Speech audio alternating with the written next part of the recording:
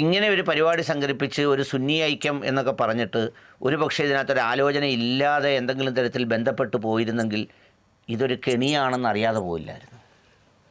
അത് സ്വാഭാവികമായി പിന്നെ വീഴാൻ സാധ്യതയുള്ളൊരു കാര്യമായിരുന്നു.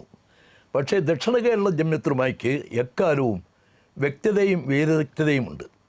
സംഭവിക്കാൻ പോകുന്നത് നേരിൽ കൂടി അനുമാനിച്ച് കണ്ടെത്താനുള്ള ഒരു ഒരു നേച്ചറായിട്ടുള്ള ഒരു കഴിവ് മുൻഗാമികൾ കാലം മുതൽ തന്നെ ദക്ഷിണ കേരള ജംഇയ്യത്തുലമയ്ക്കുണ്ട്.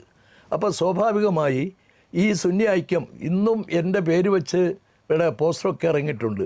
പക്ഷേ അതിനകത്ത് പങ്കെടുത്താൽ കേരളീയ മുസ്ലിം സമൂഹത്തിന് നഷ്ടം വരാൻ സാധ്യതയുണ്ട്, സംഘടനയ്ക്ക് നഷ്ടം വരാൻ സാധ്യതയുണ്ട്.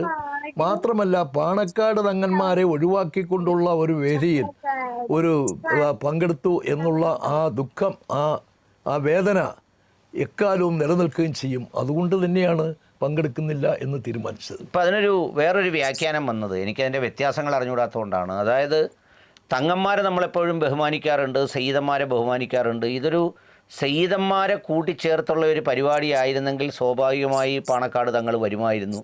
ഇത് പണ്ഡിതന്മാരുടെ ഒരു പരിപാടി ആയതുകൊണ്ടാണ് വെക്കാതിരുന്നത്. ഈ പണ്ഡിതും സയ്യിദും തങ്ങളും എന്നൊക്കെ പറയുന്ന ഒരു വ്യത്യാസം ഇപ്പോൾ അതിങ്ങനൊരു വരച്ചുണ്ടാക്കിയൊരു വ്യത്യാസമാണോ അതല്ലെങ്കിൽ അങ്ങനെ തന്നെ ഉണ്ടായിരുന്നു അതിനകത്ത്? ഇല്ല, ഈ സയ്യിദ് എന്ന് പറയുന്നത് അടിസ്ഥാനപരമായിട്ടുള്ള ഒരു ഗുണമാണ്, ജന്മനാ കിട്ടുന്നതാണ്.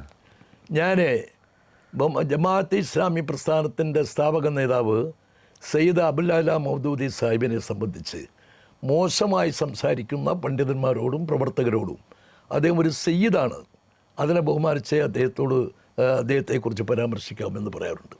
അപ്പോൾ സയ്യിദ് എന്നുള്ളത് രാത്തിയാണ്, വളരെ അടിസ്ഥാനപരമായി നേച്ചുറലായി കിട്ടുന്ന ഒരു ഗുണമാണ്. പണ്ഡിതൻ എന്ന് പറയുന്നത് പരിശ്രമിച്ചെടുക്കുന്നതാണ്, അതിന് ആരുതി എന്ന് പറയും അറബി ഭാഷയിൽ. പാണക്കാട് കുടുംബ അംഗങ്ങളെ സംബന്ധിച്ചിടത്തോളം അവരെല്ലാം പണ്ഡിതന്മാരും പിന്നെ വിദ്യാസമ്പന്നരുമാണ്. അവർക്ക് ആ ഒരു പ്രത്യേകതയുണ്ട്. അവരെല്ലാം വിദേശങ്ങളിൽ പോയി നല്ല പഠനം നടത്തിയ വിദ്യാസമ്പന്നരാണ്, അവർ പണ്ഡിതന്മാരാണ്. അവരിൽ ഒട്ടുമുക്കാലും പിന്നെ അസ്ഹറിൽ പഠിച്ചവരാണ്. ബഹുമാനപ്പെട്ട മുഹമ്മദ് അലി ശിഹാബ് തങ്ങൾ അസ്ഹറിൽ നിന്ന് 2 MA ബിരുദമെടുത്തയാളാണ്. അതുപോലെ തന്നെ സയ്യിദ് സാദിഖ് അലി ശിഹാബ് തങ്ങൾ ഉൾപ്പെടെയുള്ള അവരെല്ലാം ഫത്വായോഗ്യരായ പണ്ഡിതന്മാരാണ്. അവരെ ആരെങ്കിലും വിമർശിച്ചാൽ അല്ലെങ്കിൽ അവരെ കെടുത്തി പറയുന്നത് അവരെക്കുറിച്ച് അറിയാത്തത് കൊണ്ടാണ്. അറബിയിലൊരു പ്രയോഗമുണ്ട്, അന്നാസു അദാഉമാ ജഹിലു, മനുഷ്യൻ അവനറിയാത്തതിൻ്റെ ശത്രുവാണെന്ന്. പാണക്കാട് കുടുംബത്തെ ആരെങ്കിലും അധിക്ഷേപിക്കുകയോ അല്ലെങ്കിൽ ആരെങ്കിലും വിമർശിക്കുകയോ ആരെങ്കിലും താഴ്ത്തി കാണുകയോ ചെയ്താൽ ആ കുടുംബത്തെയും അതിൻ്റെ വ്യക്തികളെയും അതിൻ്റെ ശ്രേഷ്ഠതയും അവർക്ക് മനസ്സിലാകാത്തത് കൊണ്ടാണ്.